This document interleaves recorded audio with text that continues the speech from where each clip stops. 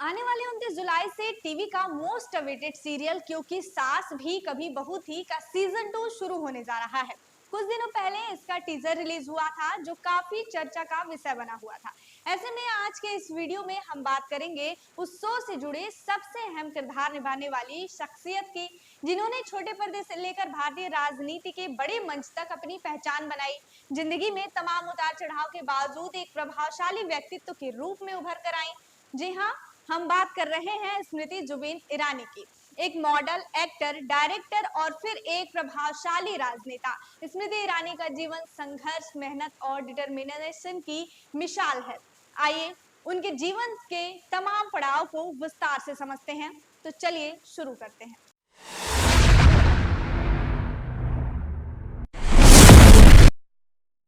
स्मृति ईरानी का जन्म 23 मार्च 1976 को नई दिल्ली में एक मिडिल क्लास फैमिली में हुआ। उनके पिता अजय कुमार मल्होत्रा पंजाबी थे और एक छोटी कुरियर कंपनी चलाते थे, जबकि उनकी माता शिवानी बागची बंगाली थी। लेकिन स्मृति की फैमिली का राष्ट्रीय स्वयंसेवक संघ यानी आरएसएस और जनसंघ से गहरा नाता रहा है। उनके दादाजी आरएसएस के स्वयंसेवक थे और उनकी मां जनसंघ की सदस्य थी। स्मृति का बचपन आर्थिक तंगी और संघर्षों से भरा रहा। उन्होंने अपनी प्रारंभिक शिक्षा दिल्ली के होली चाइल्ड ऑक्सिलियम स्कूल से पूरी की। इसके बाद उन्होंने दिल्ली विश्वविद्यालय के स्कूल ऑफ ओपन लर्निंग में बीकॉम में एडमिशन लिया, लेकिन पारिवारिक और आर्थिक परिस्थितियों के कारण 3 साल की यह डिग्री पूरी नहीं कर सकी और इन्हीं कारणों से शुरू हुआ स्मृति के इंडिपेंडेंट बनने का सफर। स्मृति ने कम उम्र में ही आत्मनिर्भर बनने का फैसला किया। 10वीं की परीक्षा पास करने के बाद उन्होंने काम शुरू कर दिया। शुरुआती दिनों में उन्होंने दिल्ली में ब्यूटी प्रोडक्ट्स की मार्केटिंग की और मैकडोनाल्ड में वेट्रेस और क्लीनर के रूप में भी काम किया। इसी सफर में 1998 में स्मृति ने अपनी किस्मत आजमाने के लिए मुंबई का रुख किया। उसी साल उन्होंने Femina miss India beauty contest में पार्टिसिपेट किया और फाइनल में टॉप 9 तक पहुंची, लेकिन विनर नहीं बन सकी। हालांकि इस दौरान उनकी मां ने उन्हें फाइनेंशियली सपोर्ट किया था। इसके बाद शुरू हुआ उनका मॉडलिंग करियर, जिसमें शुरुआती दिनों में काफी रिजेक्शंस मिले। बावजूद इसके स्मृति ने हार नहीं मानी और छोटे छोटे प्रोजेक्ट्स के जरिए अपने करियर की नींव रखी। वहीं उनके एक्टिंग करियर की बात करें तो स्मृति ने अपने एक्टिंग करियर की शुरुआत 1998 में मिका सिंह के म्यूजिक एल्बम सावन में लग गई आग से की। इसके बाद 2000 में उन्होंने टीवी सीरियल्स आतिश और हम हैं कल आज और कल में छोटे रोल्स के साथ डेब्यू किया। लेकिन असली पहचान उन्हें एकता कपूर के सुपरहिट धारावाहिक क्योंकि सास भी कभी बहू थी में तुलसी का किरदार निभाने से मिला। यह शो 2000 में शुरू हुआ और 8 सालों तक टीआरपी चार्ट पर छाया रहा। तुलसी के किरदार में स्मृति को घर घर मशहूर कर दिया। यहीं से शुरू हुआ स्मृति के करियर का पीक। इसके बाद उन्होंने कई टीवी शोज में भी काम किया, जैसे 2001 में रामायण में सीता का रोल किया, 2006 में थोड़ी सी जमी थोड़ा सा आसमां जिसमें उन्होंने डायरेक्टर की भूमिका निभाई। इसके अलावा 2008 में एक डांस रियलिटी शो ये है जलवा को उन्होंने साक्षी तंवर के साथ होस्ट किया। वहीं 2009 में एक कॉमेडी शो moneyben.com में भी काम किया। इसके अलावा 2012 में एक बंगाली फिल्म अमृता में भी नजर आई। बता दें कि उन्होंने अपने एक्टिंग के लिए 5 television academy award, 4 Indian tele award और 8 स्टार परिवार अवार्ड जीते। यह तो हुई उनके एक्टिंग करियर की बात। अब चलिए उनके राजनीतिक सफर पर भी एक नजर डालते हैं। स्मृति ईरानी ने 2003 में भारतीय जनता पार्टी की मेंबरशिप ली और एक्टिव राजनीति में कदम रखा। हालांकि उनके परिवार की आरएसएस और जनसंघ से जुड़ी पृष्ठभूमि ने उनकी राजनीतिक विचारधारा को आकार दिया। 2004 में उन्होंने दिल्ली की चांदनी चौक लोकसभा सीट से कांग्रेस के कपिल सिब्बल के खिलाफ चुनाव लड़ा, लेकिन हार गई। हालांकि जनता को लेकर उनका समर्पण शुरू से ही रहा। कहा जाता है कि 2004 में गुजरात दंगों के बाद स्मृति ने तत्कालीन मुख्यमंत्री नरेंद्र मोदी की आलोचना की थी और उनके इस्तीफे की मांग की थी। हालांकि पार्टी के दबाव में उन्होंने अपना बयान वापस ले लिया। समय के साथ उनकी छवि एक समर्पित बीजेपी कार्यकर्ता के रूप में उभरी। 2010 में उन्हें बीजेपी महिला मोर्चा का राष्ट्रीय अध्यक्ष बनाया गया और 2011 में वो गुजरात से राज्यसभा सांसद चुनी गई।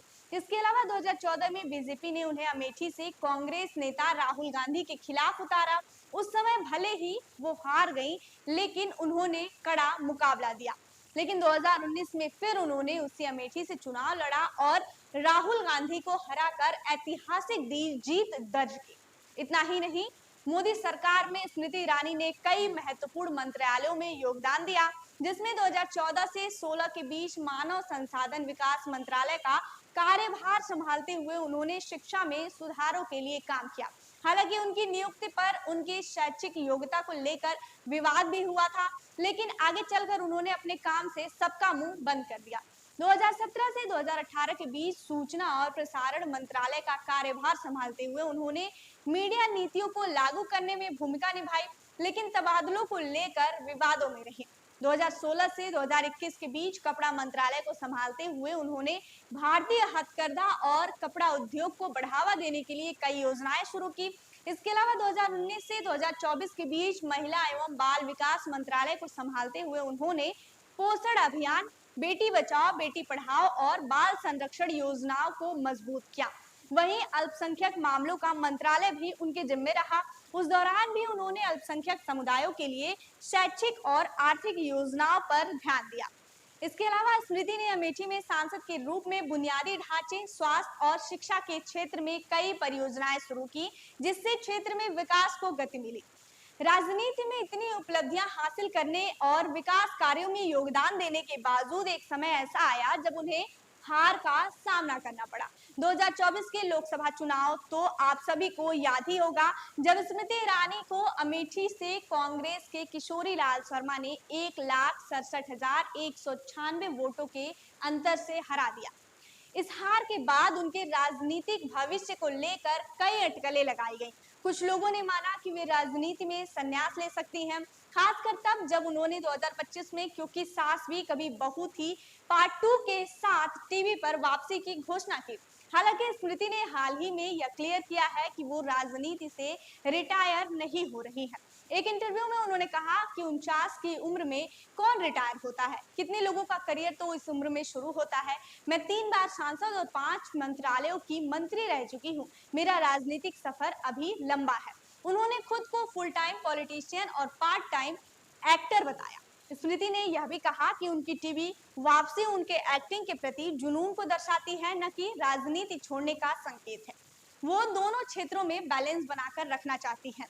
उनका यह बयान सोशल मीडिया पर वायरल हो रहा है, जिससे उनके राजनीतिक समर्थकों को तसल्ली जरूर मिली होगी। वहीं 2027 में उत्तर प्रदेश विधानसभा चुनाव में उनकी सक्रिय भूमिका की भी संभावना जताई जा रही है। वहीं अगर स्मृति ईरानी की पर्सनल और मैरिड लाइफ की बात करें तो स्मृति ने 2001 में पारसी व्यवसायी जुबिन ईरानी से शादी की। जुबिन की पहली पत्नी मोना से उनकी एक बेटी शनेल है, जो स्मृति की सौतेली बेटी है। इसके अलावा स्मृति और जुबिन के 2 बच्चे हैं, बेटा जौहर और बेटी जोइस।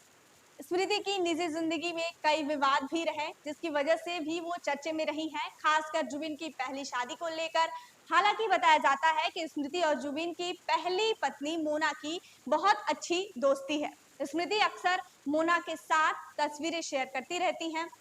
इतना ही नहीं, स्मृति ने 2021 में अपनी पहली किताब लाल सलाम प्रकाशित की। यह एक राजनीतिक थ्रिलर उपन्यास है जो छत्तीसगढ़ में नक्सलवाद की पृष्ठभूमि पर आधारित है। कहानी एक काल्पनिक जिले करमपुर में सेट है और यह नक्सल प्रभावित क्षेत्रों में प्रशासन, पुलिस और स्थानीय लोगों के बीच संबंधों को दर्शाती है। उपन्यास में केंद्रीय रिजर्व पुलिस बल यानी सीआरपीएफ के जवानों की वीरता, बलिदान और उनके सामने आने वाली चुनौतियों को उजागर किया गया है। वहीं इस कहानी का मेन कैरेक्टर विक्रम सिंह है, जो एक युवा आईएएस अधिकारी है जिसे करमपुर का जिला कलेक्ट्रेट नियुक्त किया गया है। वहां उसे नक्सलियों, भ्रष्टाचार और सामाजिक राजनीतिक दबाव से जूझना पड़ता है।